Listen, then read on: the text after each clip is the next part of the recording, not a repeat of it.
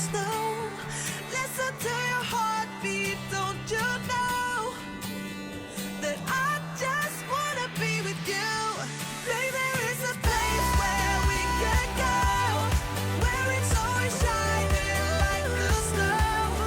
Listen to your heartbeat, don't you know that I just wanna be with you?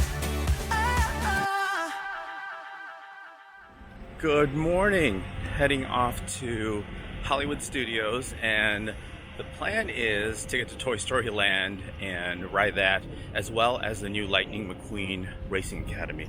From the Yacht Club, it's about a 15-minute walk, I believe, to Hollywood Studios, so that's what we're doing, heading off there now, just walking away to see what it's like, passing by the Swan and Dolphin and other beautiful resorts.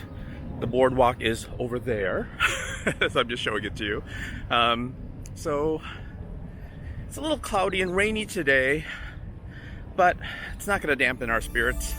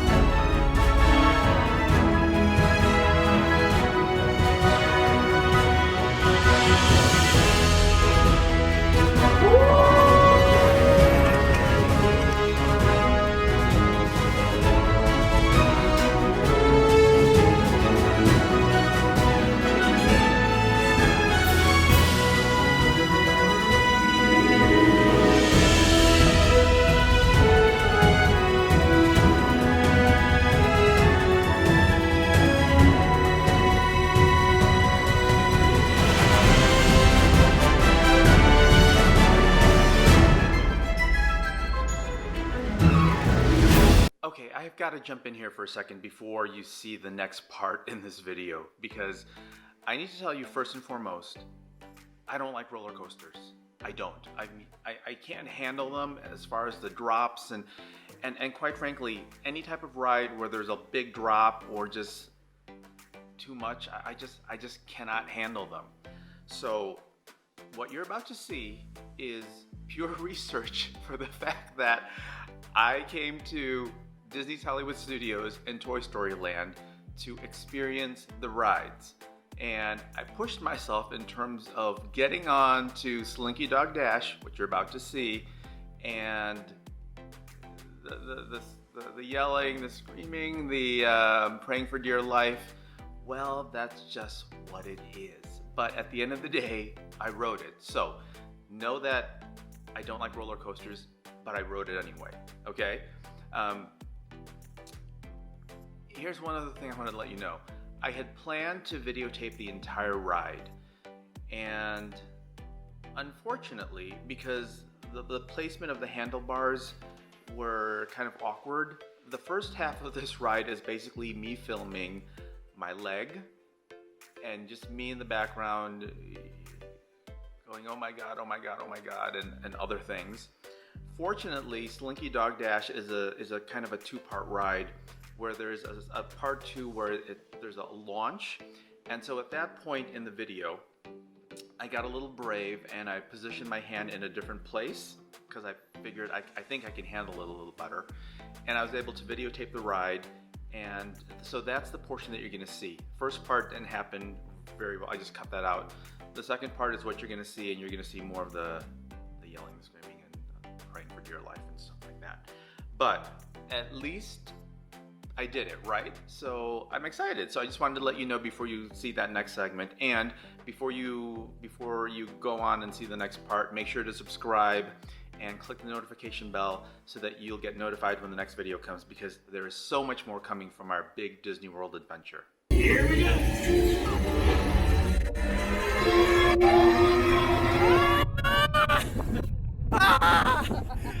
Oh my god.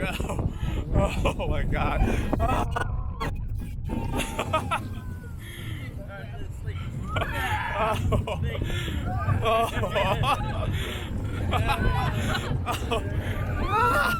Oh my god.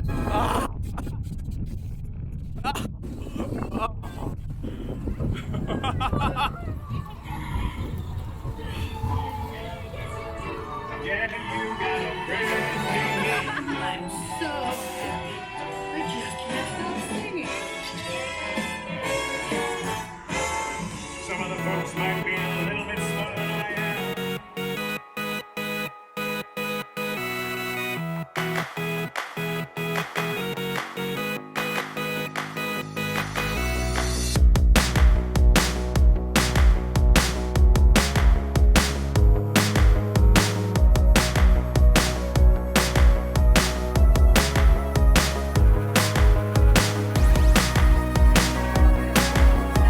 Ladies and gentlemen, boys and girls, you won't believe your eyes when you experience for yourself our amazing marvel of the mystery.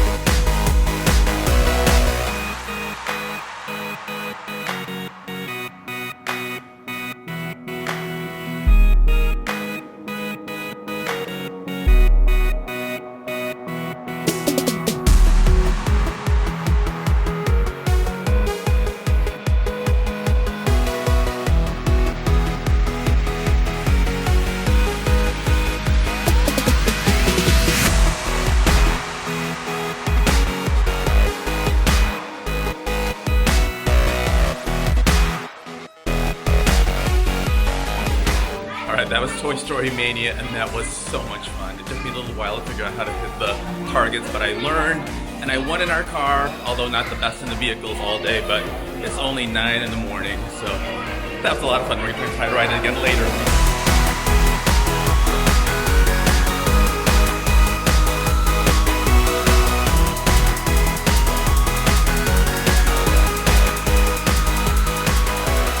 We're back on Midway Mania, doing it for the second time. It's only a 15-minute wait for the second round. And here we go again.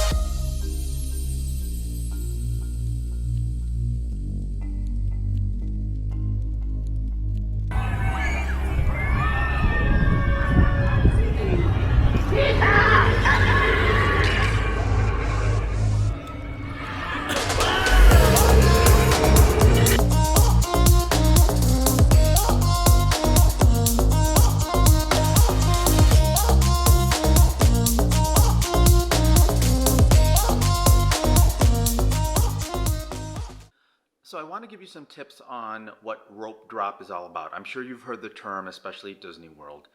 And rope drop is basically getting to the park before it opens and getting ready to go as soon as the cast members and the people working at the park say you can start going to the ride that you want to ride, right? But there is a strategy to this, right? So on this day that we were going to Hollywood Studios and to go see Toy Story Land, it was a regular morning. There weren't any extra magic hours or anything.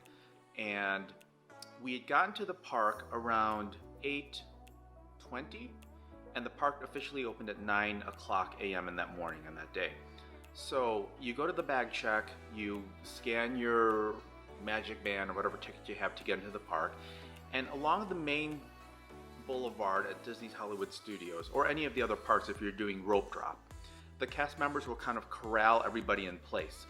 And by the time we got to the actual location, once we had gone through the bag check and cleared our tickets and all that stuff, we were probably like 5 rows deep. And you know, it's not that wide of a street, but 5 rows deep.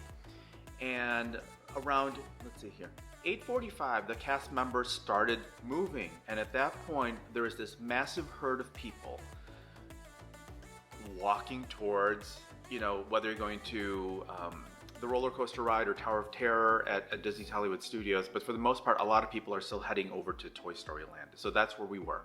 So the cast members starts moving forward. They kind of have a row, and people are walking slowly behind them. Now, it's a herd of people, right? All these people walking in close proximity, you know, strollers and carts and mobility devices, all going together. So there's bumping and shoving, you know, no running, but just be prepared for that sort of thing. So by 8:45, we're starting to move towards the back of Toy Story Land. So by about 8:50, I found myself into the queue of Slinky Dog Dash. And at that point, I basically wove my way through the queue into to the front, where just following the line, everybody's just moving along. And because of the fact that, as I mentioned, I'm not fond of roller coasters at all, but I did this for research purposes, right? I asked the cast member saying, hey, can I ride in the front? Because I've heard that it's less intense if you ride in the front. And so I asked to ride in the front. And by the time I got done with the ride, it was probably 9:05, 9:10 at the latest, and the park had just officially opened at 9 o'clock. So by the time I was walking off the ride, the lines to get into Slinky Dog Dash were probably over an hour at least, if I recall, right? So at that point, I had a fast pass for Alien Swirling Saucers around 9:30 that day. And again, for fast passes, you have a full hour to use your fast pass. So I knew that between 9:05, 9:10, and 9:30, we had some time in between. So we headed off over to Toy Story Mania. There was no line there. We basically just walked on, rode the ride, and as we were getting out and walking around, we realized there is no line again. We got back into the queue for Toy Story Mania, and it posted a 15-minute wait as far as the time there, but it really wasn't that long at all. And so twice we were able to ride Toy Story Mania, and I love that ride. And at that point, it was probably getting closer to about 9:35, something like that. And I knew that our Alien Swirling Saucer Fast Pass was going to be, you know, between 9:30 and 10:30, so we had plenty of time. We kind of just wandered a little bit through the park, and then eventually we headed off to Alien Swirling Saucers. It's all very close proximity in this land, right? Not a lot of walking to go to. By the time we got into the line with our Fast Pass, it was around just a few minutes to 10. And by the time we finished the ride, waiting for the ride to begin, getting into our swirling saucer and letting it go and walking out, it was probably about 10:05. So within 1 hour of the park opening, we had basically ridden all the rides in Toy Story Land, did Toy Story Mania twice, did Slinky Dog without a Fast Pass, and did Alien Swirling Saucers with a Fast Pass. So we knocked it out of the park and got it all done because of the fact we had gotten to the park early for the rope drop. Again, if you're going to be doing rope drop for a park, I suggest that make sure, one thing, if you are staying at a Disney resort and you have extra magic hours, and you're doing rope drop, same thing applies. Go at least 40 to 45 minutes prior and get your position in the park, because you never know when the park cast members are going to say it's open, it's time, we're going to let everybody start going in, so get ready. If you are staying off-site at a non-Disney property, and it's a day called where there's extra magic hours, where they let people that's staying at the resorts get in early, an hour earlier, don't bother with rope drop, because you're just basically going to be sitting in line forever. So keep in mind, if it's a regular day, and it's whatever time the park's going to open, get there 45 minutes earlier. Go there, get in line, and just wait. And then as soon as they say go, you're going to be moving along with the crowd and heading to your favorite ride, so you can get on it as quickly as possible and check it off your list. So I hope that helps in terms of how we did the Toy Story Land rides all within the first hour of the park opening. Hope that helps. So a little after 10 o'clock, we had basically conquered Toy Story Land, right? So there's only one thing left to do in terms of exploring, which was going over to Woody's Lunchbox. Now, Woody's Lunchbox is the quick service restaurant at Toy Story Land. And it's basically a giant lunchbox that's opened up and just themed wonderfully. And because we hadn't had breakfast that day, we'd gotten to the park really early. This was our chance to sample some of the cuisine offered at Woody's Lunchbox. Now, you all know Disney food is expensive. And at that time of the day, we were hungry, but we didn't want to stuff ourselves silly and get too much. So we actually ordered off of the kids menu. And so don't be embarrassed or ashamed if you say, hey, I want to order the kids menu, and you're an adult or you don't have any kids around you. It's not a big deal at all. We ordered 2 half sandwiches. The first one was the s'more sandwich, and I'm looking at my notes here. It basically had marshmallow and chocolate ganache in it with bread that was dipped in French toast batter. And then the other one was a smoked turkey breast sandwich with Swiss cheese and scrambled egg on a sourdough bread. And each one of those came with potato barrels, which is basically tater tots, and a small Cuties orange, one of those things that kids love. Oh, and it also comes with a beverage. Now, these were great to try out because we didn't want the full-size sandwich, which was more expensive. Each of these sandwiches were about, $6.19 and $5.69 respectively. So, a great deal in terms of sampling and trying out a new food and having the beverage, having the side of the potato barrels, and then also having the orange as well too for something nutritious. Now, between the 2 sandwiches, the s'mores French toast sandwich was more on the sweeter side. It was good. I wasn't wowed by it. Basically you're eating a s'more for breakfast. And then the smoked turkey breast sandwich, it was Swiss cheese, turkey, and scrambled egg. I mean, not much to it. But at the end of the day, it was great to just experience the Woody's Lunchbox and sit in the area and just see all the great theming. There were some other items on the menu that we didn't try. There were some things that looked like they looked like Pop-Tarts to me, but I really wasn't ready for something that sweet at that time of the day. So we sat around and enjoyed Woody's Lunchbox area and had a chance to try some of the cuisine that was offered there. Okay, so I want to share some parting thoughts as far as Toy Story Land. It's a wonderful park within Hollywood Studios. The theming is amazing. Now, if you're a fan of the movies Toy Story, you're just going to love everything that you see there. When you get to the park and you're doing Toy Story Land, ride the rides as quickly as possible, right? Because they will fill up quickly, and I'm talking about Slinky Dog Dash in particular. Ride Toy Story Midway Mania. There's just so much fun in Toy Story Mania in terms of the queue, in terms of the ride itself. That was my surprise in terms of the experience, because I really love that ride so much that we rode it twice. And actually we came back we rode it a third time on a different night because it was just so much fun. Alien Swirling Saucers was the one ride that I had scheduled the Fast Pass for. And I was excited to ride. And then after riding it, I'm like, okay, this is fine. You sit in a swirling saucer and it spins around and whips you around, but it was okay. I mean, to be honest, I would not wait a long time for that. I mean, 15-20 minutes at the most, but anything longer, for me, it just wasn't worth it. Toy Story Mania is a lot of fun. I think it's a great ride for all ages. It's very interactive. It's very engaging. The queue that you walk through, just so much theming. Mr. Potato Head is in there, talking and doing a few other things, and it's just a wonderful experience altogether. And even the exit from Toy Story Mania, there's just so much to see all over the place. Look up and make sure you see the monkeys hanging across the path and such. Make sure to check out Toy Story Land at night, because it is beautiful when the sun goes down and the lights come up. It's just magical. So it's a lot of fun to go and experience and walk through it and just hear the music and see the sights and the colors.